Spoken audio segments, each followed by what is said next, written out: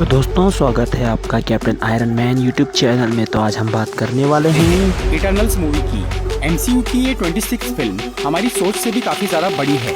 यहाँ हमें ब्रह्मांड की शुरुआत से लेकर तारों और ग्रहों के बनने और उनके मिटने के बारे में भी पता चला। इसके साथ ही यहाँ हमें बिल्कुल ही नए मगर काफ़ी पुराने सुपर हीरोज की एक टीम देखने को मिली। अगर आप इस मूवी को अच्छी तरह समझना चाहते हैं तो ये वीडियो देखते रहिए। आज मैं इटर्नल्स मूवी को शॉर्ट में एक्सप्लेन करूँगा, तो बिना किसी देरी के आइए देखते हैं।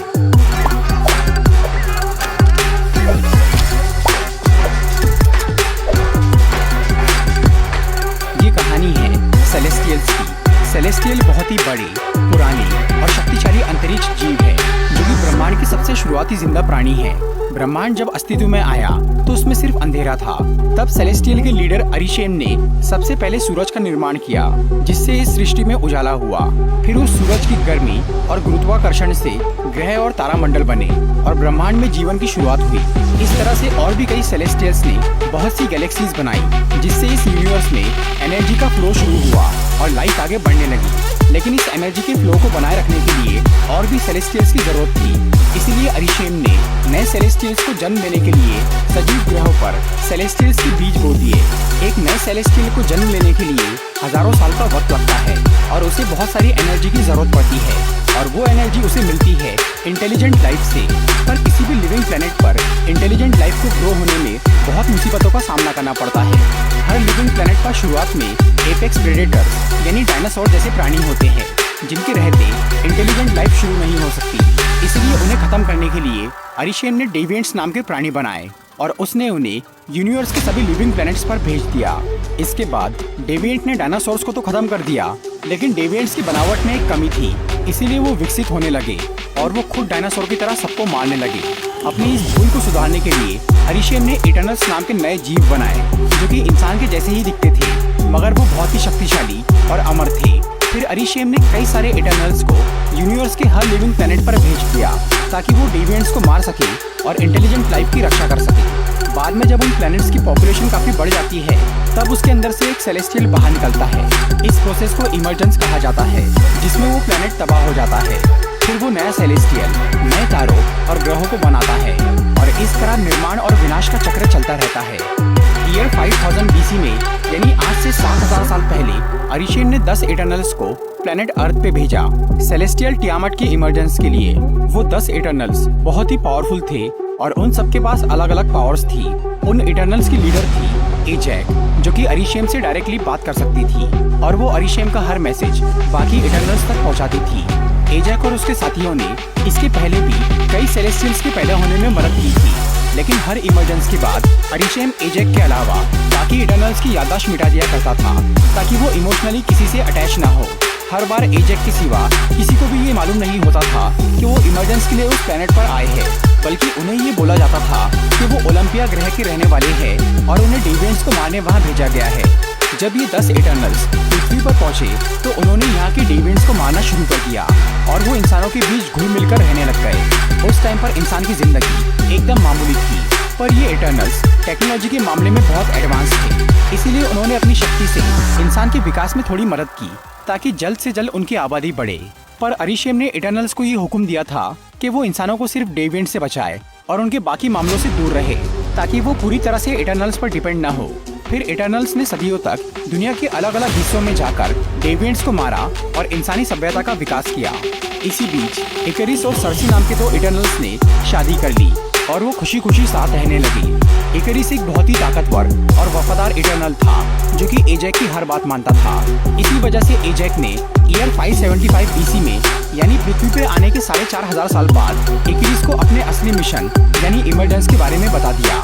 ये सुन के इकरिस को बहुत बुरा लगा, लेकिन क्योंकि वो अरिशेम और एजैक का वफादार था, इसलिए उसने इस कड़वे सच को स्वीकार लिया और उसने धीरे धीरे सर्सी से दूरी बनाना शुरू कर दिया।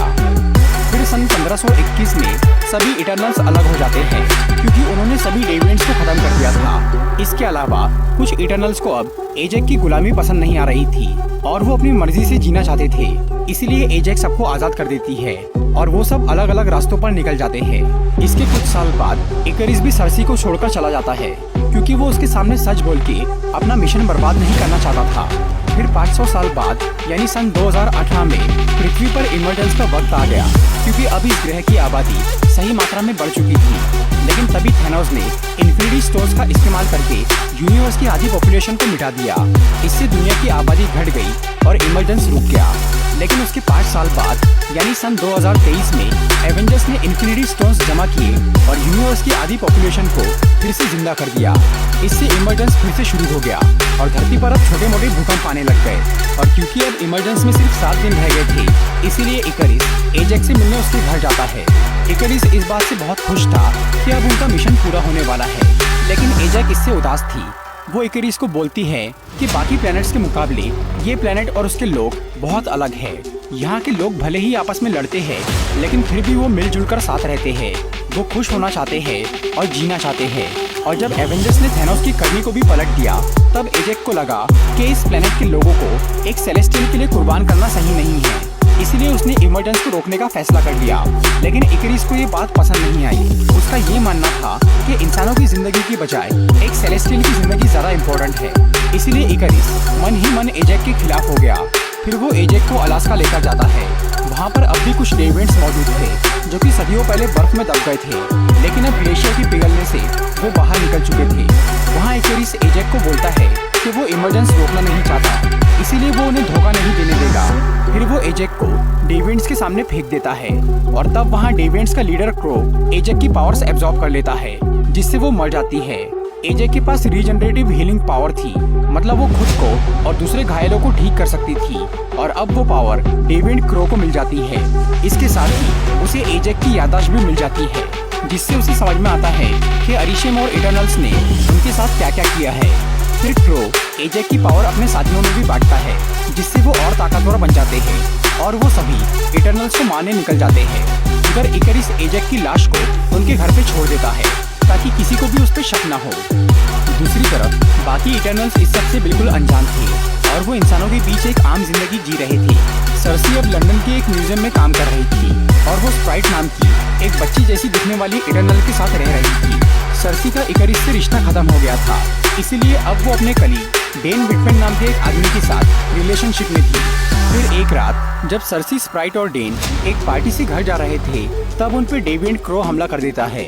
सर्सी और स्प्राइट उसे लड़ने की कोशिश करते हैं और तभी इकरिस भी वहां आ जाता है, लेकिन वो क्रो को मार नहीं पाता क्योंकि अब उसके पास एजेक की हीलिंग पावर थी। फिर किसी तरह से इकरिस क्रो को वहां से भगा देता है।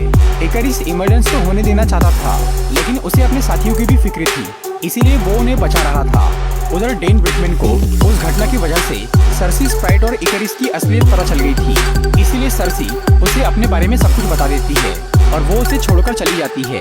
फिर स्प्राइट और सर्सी इकरिस के साथ बाकी इटर्नल्स को ढूंढने निकल जाते हैं ताकि वो सब मिलकर डेविएंट्स को खत्म कर सके। इकरिस तो यही चाहता था कि उसके साथी इमर्जेंस तक किसी तरह बिजी रहे, इसीलिए वो सबका ध्यान डेविएंट्स पे ही लगा के रखता है। फिर वो तीनों एजेक से मिलने उसके घर जाते हैं और वहां पहुंचते ही उन्हें एजेक की लाश मिलती है, जिसे देखकर स्प्राइट और सर्सी को डेविएंट्स पे ही शक होता है।